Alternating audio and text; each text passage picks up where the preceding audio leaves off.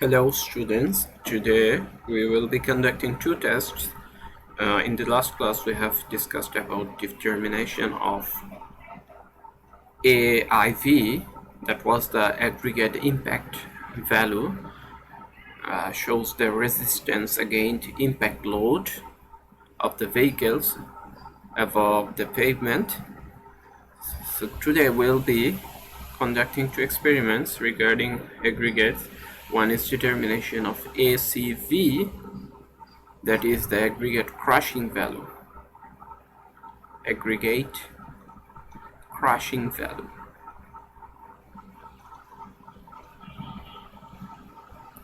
And another one will be the determination of TFV, that is the 10% fine value. 10% fine value, TFV. So these two tests have some similarities and interrelationships between them. That's why we'll be conducting these two tests together, and also we will be discussing it together in this class. So first, to start with the determination of ACV.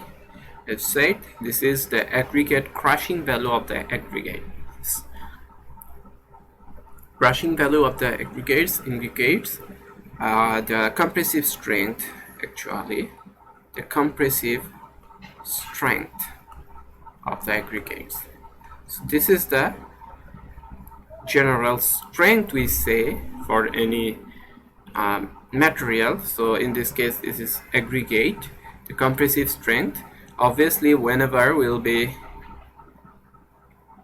there will be vehicles over any pavement, it will exert load on the pavement, and pavement as it is made up of aggregates, these aggregates will bear the load of the vehicles. So in the last class we have said if there is any sudden impact of load, so any vehicle coming over it and giving an impact value, then the resistance of these aggregates against the impact value was the aggregate impact value.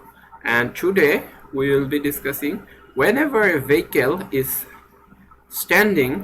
resting upon a pavement, so therefore it is giving load on this pavement. That's why the aggregate, the maximum load that these aggregates will be able to bear, and obviously this load will be the compressive load. If this is the pavement, so there will be a support underneath it. So with respect to this support, these aggregates will be feeling compressive stress. So the maximum stress it can withstand will be called the compressive strength. So compressive strength, and this compressive strength, indicator of this compressive strength is the ACV, that is aggregate crushing value.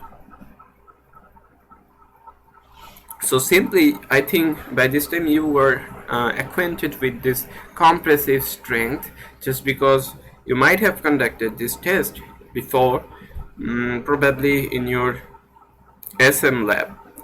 So strength of materials, we have conducted tests regarding compressive strength. Also, as far I can remember, you must have conducted this kind of test in your material sessional as well. So however, the compressive strength, what do we use for conducting this test? We generally use the compressive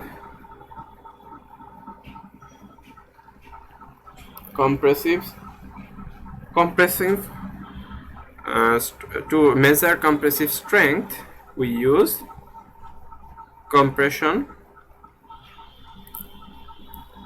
testing machine.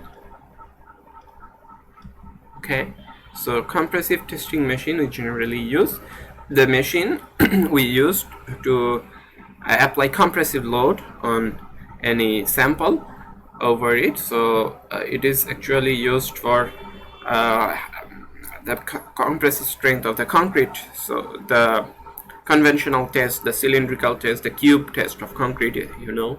So the same apparatus that will be used here as well. Or we can also use UTM, you know, universal testing machine, in all cases. So UTM is capable of both applying both tensile strength and also the compressive stress over any sample. So we can also use UTM as well. So whatever we use, so but the guideline according to the British standard, so for this test ACV, TFV, also these two tests will be using British standard. So it will be as far I can remember, that the aggregate crushing value, it is the test British standard of 812, maybe it is 812 as far I can remember. The previous test we have used, it was 810, so this is 812 and 110, 1990. Probably this is the test specification according to the British standard. However, so according to this standard, it is mentioned about compression testing machine, but you can also use UTM as well, but it is better to use this one. However, so compressive testing machine will be used to apply the loads, the compressive load over the aggregates. Which aggregates? The aggregate, the sample we are using, we will be using in the pavement, the sample aggregate. Those aggregates will be tested using this standard. So for applying the compression load, the compressive stress over the aggregate, we need to accumulate those aggregates within a cylinder. So the apparatus will be like this is cylinder. So cylinder will be there like this. So and this cylinder will be placed upon a base plate like this, and there will be a plunger.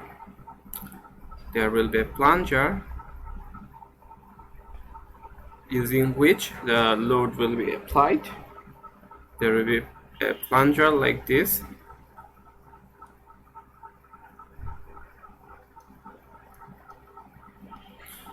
So there will be a plunger like this, which will be used so that the compressive load, as you know, the maintenance of the surface, the plane surface, smooth surface, is necessary here, just because the stress should be uniformly distributed over the surface here.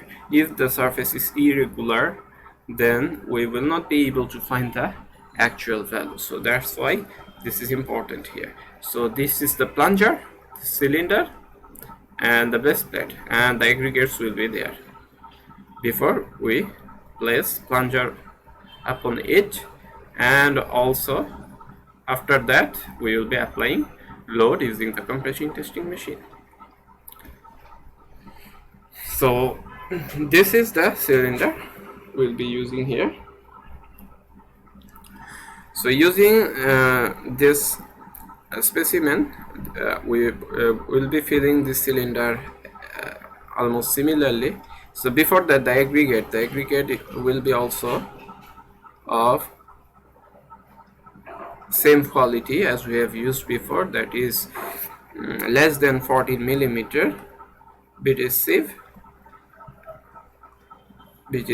and greater than 10 millimeter, greater than or equals to 10 millimeter British sieve. So it will be passing through 14 millimeter British sieve and it will be retained on 10 millimeter British sieve. This is the sample aggregate which we will be using for this test. So we can also use any aggregate sample of aggregate which is beyond this range, but in that case you will have to take the responsibility. This standard will not take the liability of the result you will be obtaining. You must mention that in practical case, obviously in our experiment in our lab we'll be using the range we have mentioned here, the 14 and 10, but if in practical field, if there is a necessity to use a range of aggregate beyond this, then you will have to report it like that. We will be taking responsibility, although we have used this procedure, maintained this procedure according to the British standard, but in this case the result might not be reflecting the true value according to the British standard. However, we'll be taking the responsibility. So while using these aggregates, you will be filling these aggregates within this cylinder again in 3 layers. In the first layers, we'll be filling up 1/3, and again 1/3 and 1/3, approximately 1/3. But the goal of us will be, if this is a cylinder of total 125 millimeter depth or above, the final in each 1/3 layer after filling up will be using tamping rod with a circular cross section there. This cross section will be circular. This is a tamping rod. Using this rod we will be tamping this aggregate to make the surface smooth again, uniformly distributed tamping, and after that we'll be again filling up 1/3, and again after we'll be applying tamping rod, again we'll be filling up the further aggregates, and again we'll be applying tamping rods. So however, after the finishing tamping of last 1/3, the final depth of the aggregates within the cylinder will be 100 millimeter approximately, so that you can apply or penetrate the plunger within this cylinder and apply load upon this later on. So this will be your final target for the aggregates to be filled up in this cylinder. So that's how you should prepare these aggregates. And these aggregates, to this, if we specify further, these aggregates will be cooled in room temperature. After drying it, you will be drying by heating not more than 110 degrees centigrade and not more than 4 hours, and after that you will be cooling this up in the room temperature, and after that we will be using this within this cylinder. That will be the preparation of the aggregate. So this will be already prepared, and after that this specification, so the range of the aggregates are fixed. So we will be keeping the samples in such a manner so that we can conduct 2 tests here, so of same sample or sieve distribution of the aggregate size. So same sample will be dividing it into 2 equal parts, so that will be conducting 2 consecutive experiments to get the final result. So we might be needing more than that, so not only 2 samples. We can keep provision for more samples, more testing, just because we'll have to go for TFV analysis later on. So for just this particular test, 2 will be enough. Okay, so however, so after the preparation of the sample is done, then what we can do, we will be just going for the application of the load. So the compression testing machine, this machine, compression testing machine, should be able to apply the load of 400 Newton. The compression testing machine we will be using for this particular test will be capable of using 400 Newton of load, and which will be operated with a uniform rate of loading,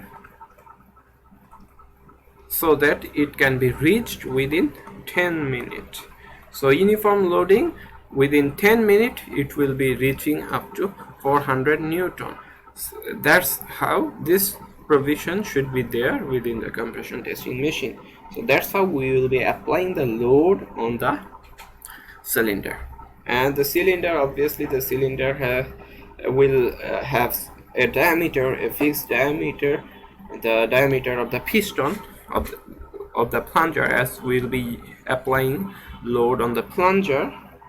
So there will be a diameter of the plunger, also diameter of the cylinder as well. Remember, we will be using the diameter of the cylinder, obviously, not the plunger. We'll be using the cylinder, just because you need to find out what you need to find out the stress. So stress of the aggregate will be found only when you will be dividing the load application. Say it will be 400 Newton, the load P load over the area A. So this is the area.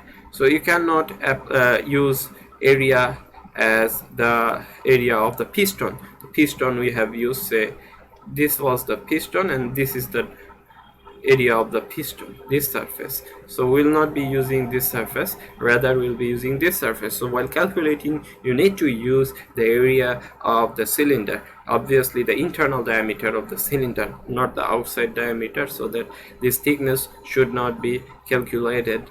So we'll be using the internal diameter of the cylinder, remember this. So 400 Newton load, the internal diameter of the cylinder known, so you will be able to find out the stress applied on the aggregates, and that will be added, that will be increased up to 400 Newton within 10 minutes. And why this is? Just because we are conducting the ACV, that is aggregate crushing value test, determination of aggregate crushing value. So using crushing value, you cannot apply impact load. There should be a gradual increment of the loading over the aggregates. That's why we will be using 10 minutes uniform rate of loading to increase it up to 400 Newton. In case of the earlier experiment we have discussed in the last class, that was actually the impact load. We have used a hammer, as you can, if you can remember, that we have used a metal hammer of 13.5 or 14 kg, however that was weight, and we have released this hammer over the cylinder from a specific height there, so that we can apply the impact load. That was the impact load, sudden load over the aggregates. But in this case, there will be compressive testing machine. The surface will be in contact with the applying load for all the time, and this load will be increased gradually within 10 minutes up to 400 Newton. So that's why this is the difference between this impact and this one. This is the crushing. So crushing, in a sense, this is the compressive strength of the aggregate. Okay, so this aggregate crushing value, we will be applying the crushing, the compressive stress here. So how to apply the load? Okay, whenever you will be, before filling up the aggregates in the cylinder, you will be first obviously calculating the weight of the cylinder first. Cylinder weight of the cylinder first, then obviously weight of cylinder plus weight of sample, so that you can get the weight of sample from here, subtracting this from that. So you will be getting the weight of the sample, and you can denote again this one as A, the weight of the sample, you can denote it as A, as we have used in the previous class as well. So and after applying the load, after applying the load, compressive load 400 Newton, whenever it will be raised up to 400 Newton, we will be stopping there. Just stop that. So after that, certainly there will be some aggregates you will be finding that are grinded into fine particles. So whatever that is, will be again taking all the fine particles, coarse particles available within the cylinder, all cylinder particles, say after crushing, so there will be a crushing of aggregate, so there will be fine here, fine storing up there, also with some grinded particles. Okay, after applying compressive load, so all these samples will be again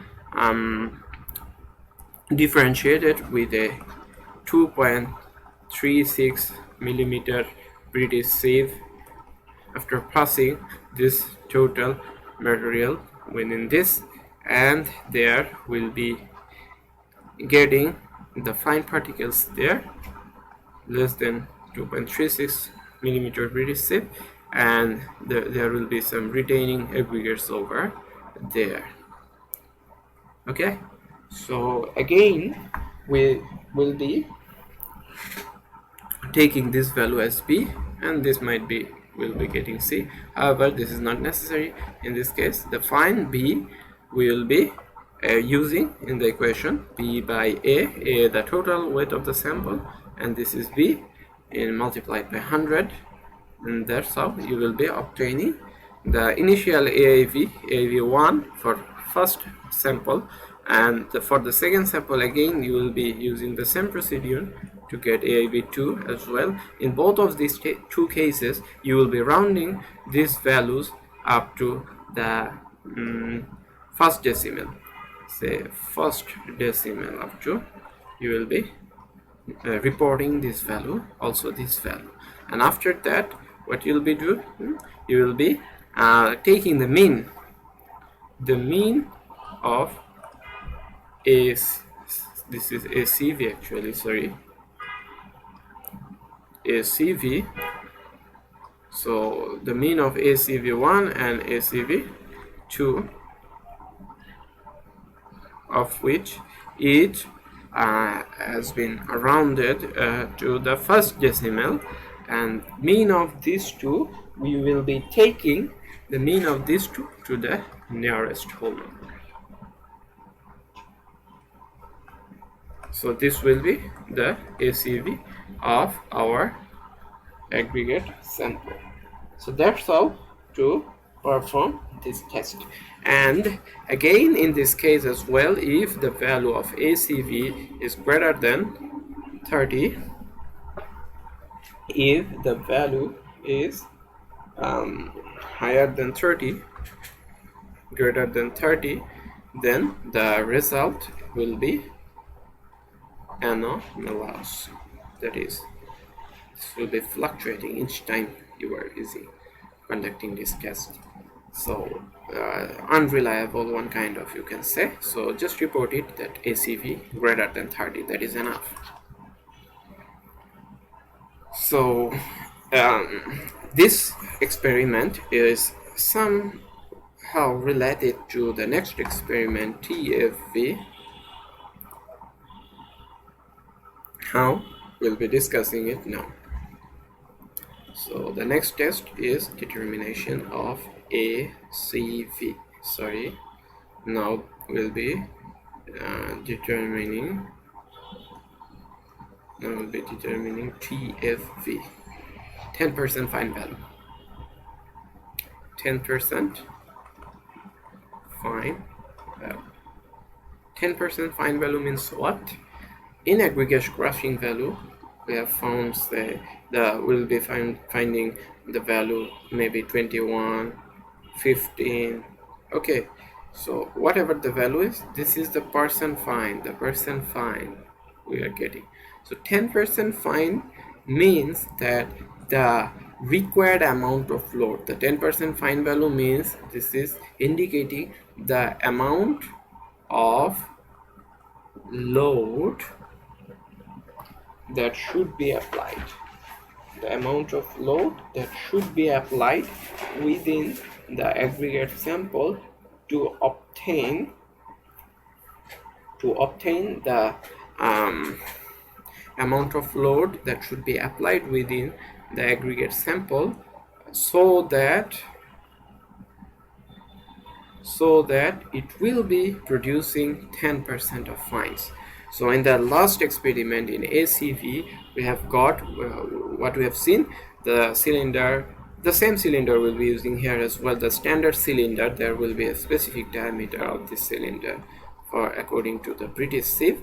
However, so ACV, we have seen that we have applied 400 Newton gradually in 10 minutes. So all these things are fixed.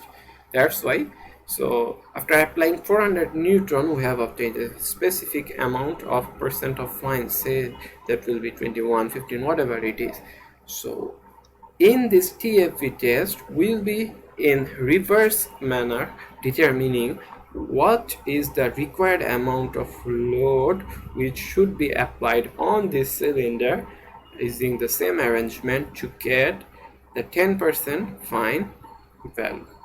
In the previous case, we have applied 400 newtons, so to get say this percent or this percent of fine, but to get this percent of fine, how much load should be applied there, that is our concern in this case for TFV. So why I'm discussing this in here, this is a relationship between this and that, and obviously the same thing again, the 14 millimeter British sieve and 10 millimeter British sieve. This is the specification for the aggregate of this test, and also all samples, all arrangements will be similar in case of TFV with ACV. So that's why using the same arrangement, the same sample, we can conduct TFV as well. And remember that if ACV is greater than 30, then TFV test is a must for you. Whenever you are an engineer and you are in a construction site, if you've got the ACV is greater than 30, then TFV test is a must. Just because greater than 30 will be giving an anomalous result for you. So that's why this is very much. So this is a very much confusing test where you will be that is a very confusing for you to determine whether it will be behaving correctly or not. So that's why this TFV test is a must. And obviously for TFV test, it can be applied to both strong and weak aggregates. So if it is greater than 30, then TFV is a must. And obviously, even if you get the ACV value 25, 15, so but still you can conduct this TFV test for that as well. So in mostly we use this TFV test, conduct this test for the weak aggregates, so that we will be able to find the 10% fine values. Therefore, the arrangement being same, I'm not going to discuss it again. So in this case,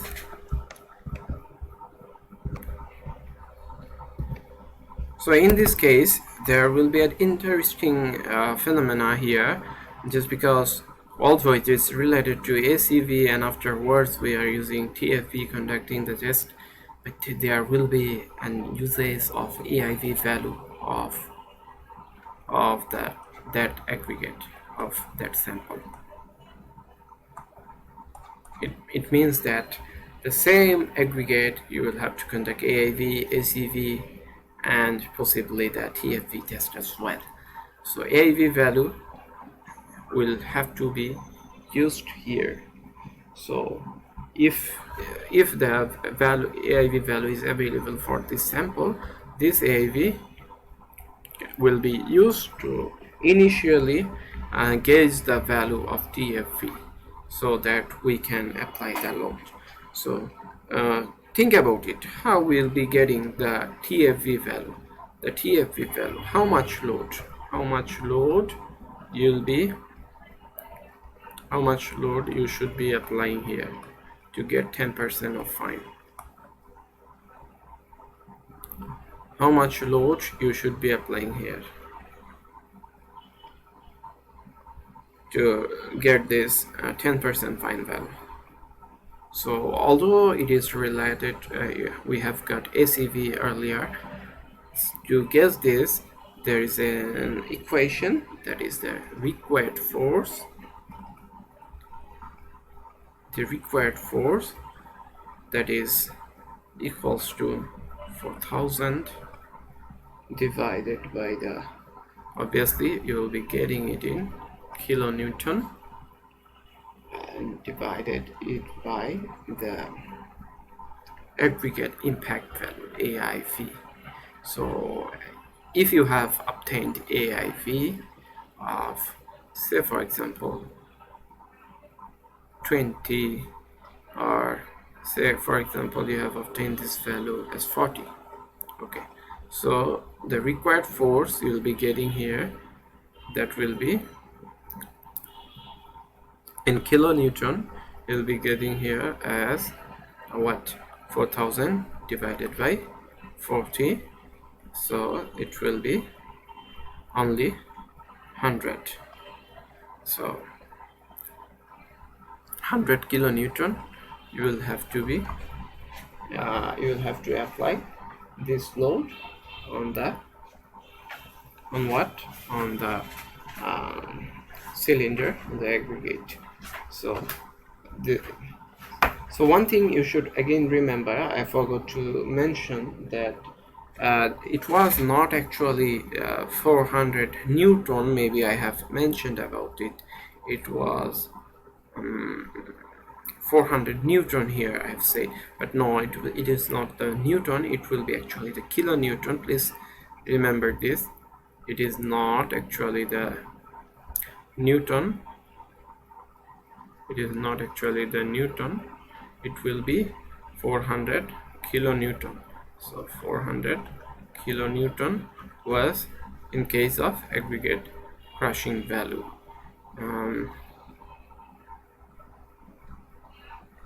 Okay, so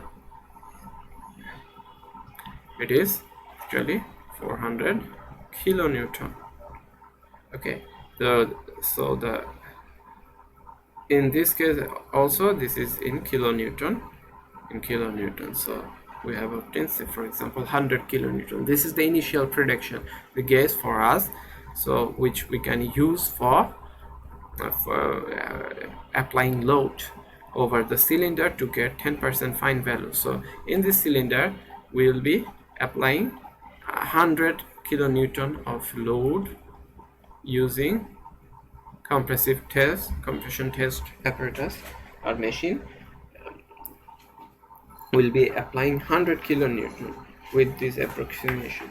And after, how to apply this load? The similar way we have applied the load initially. Okay, so we will be applying 100 kilonewton, for example in this case, of load over this cylinder. The aggregate will be there, the same sample. So in this case also we need the similar sample. That's why I have mentioned earlier that there might be 2 samples for ACV test, but we need more, just because we need to testify this TFV test as well, and for this case we need again more and more samples. So there we will be again using 2 tests. We'll be applying two times the 100 kilonewton value within the similar arrangement, and after that we'll be obtaining 2 values. So there is a general guideline. So there is a general guideline, like if if you are applying this load on a partially rounded aggregate, if the aggregate is partially rounded aggregates, if it is partially rounded aggregate and uncrushed gravel, that is uncrushed gravels, then there will be 15 millimeter depth of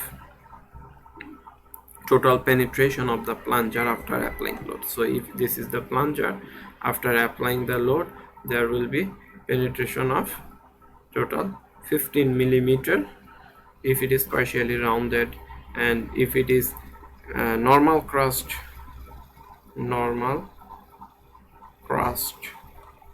aggregate, it is about the aggregate sample, the property of aggregate sample. If it is partially rounded, that is uncrushed gravels, so gravels obtained directly from the site and you haven't crushed it.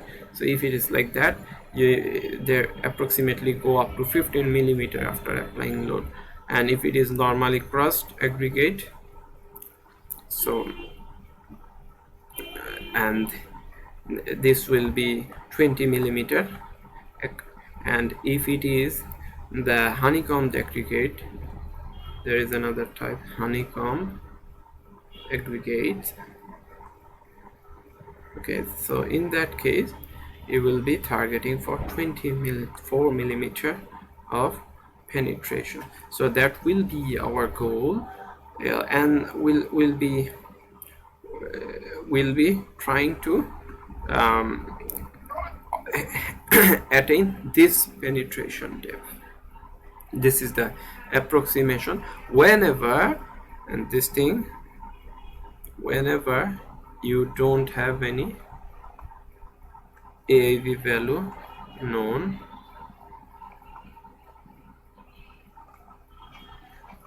then this is the guideline. Other than that, you will be just using 100 kilonewton here. That will be enough. So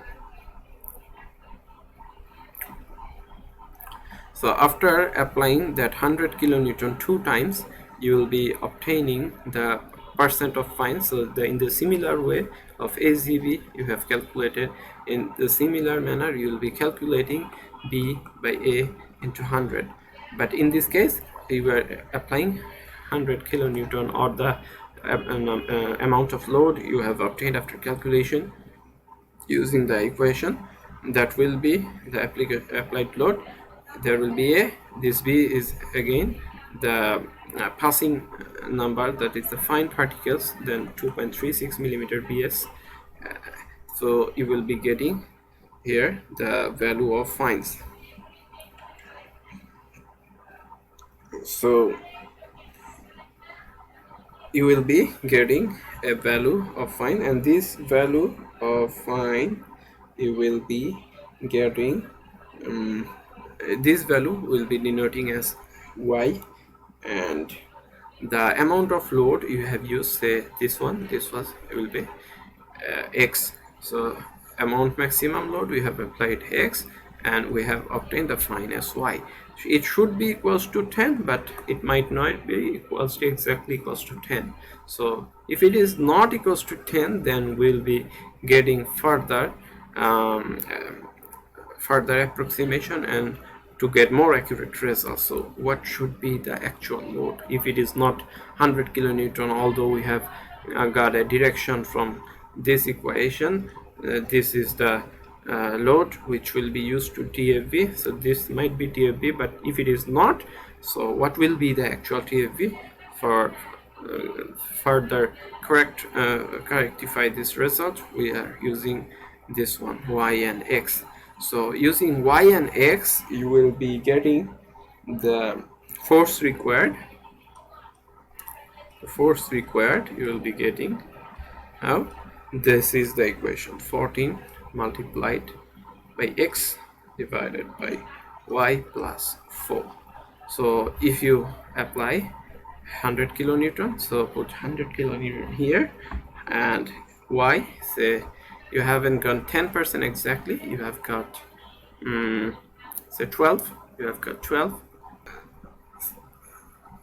we will be getting x, the same x. So if it is x equals to 100 kilonewton, so we'll be using 100 kilonewton obviously for two experiments, both of the two trials, and we'll be in two cases we'll be obtaining two y values. First y values y1, and that will be y2. So another b by a into 100. So if it is b1a1, it will be b2a2 divided and multiplied by 100. So 2y1 and y2, 2y. This 2y, you will be using mean of these two. This y is y1 plus y2 divided by 2. Use it here, and x will be 100 as it will be same, and you will be getting the value of TFV here. Okay, so if you have obtained the value, as I have mentioned earlier, if it is greater than 100, greater or equals to 100 kilonewton, then nearest you'll be rounding it to the nearest 10 kilonewton, and if it is less than 100 kilonewton, then round it to near 5 kilonewton and round it like that. So the question was, if it is 105 kilonewton, where it should go, whether we will be putting it into 100 kilonewton, or should we be using it for 110 kilonewton? That is the question for us. Okay, so even it is 105, you will be rounding it up to 110 kilonewton. So it is like whenever you got a 0.49, you'll be taking as you'll be taking at 0, whether if you get 0.5 or 0.51, whatever you get, you will be rounding up to 1. So in the same manner we will be following this through. So if we will be taking this value first, we will be taking all the fractions. If you get clearly 105 in this case, then round it to 110. If you get 104.99, then you will be convert it to 100. So if you got the borderline 105, then go for the upper rounding, and in case of this as well, less than 100 kilonewton, 95, and between 100, the mid range is 97.5, if I'm not wrong. So if you got even 97.5, then round it to 100, and if you get 97.48 or something, so take the total fraction, all fractions, then convert it to 95. So, and this is the procedure how we will have to be going through. And remember one thing, that after applying the 100 kilonewton, the initial gauge we have obtained, if you don't get, you should get the value, the ranging between 7.5 to 12.5. Our target is 10% fine, 10% fine. But if you don't get 10, you should get the value in between 7.5 to 12.5.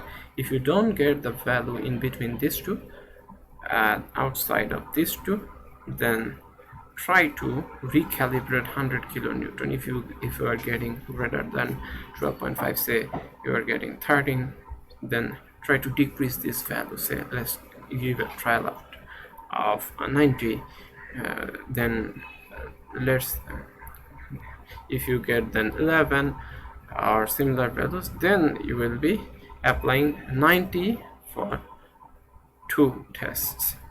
So 90 for initial 11, and again you might be getting 11.5 or 12 or 10, whatever. So then take mean of these two, this y1, y2, y1 and y2, using in this equation, to get the TFV value and round it as we have said just this there. So that will be your final report. So in your exam, if I give questions, let's even if I give you true false, that is it possible to get TFV value of 103,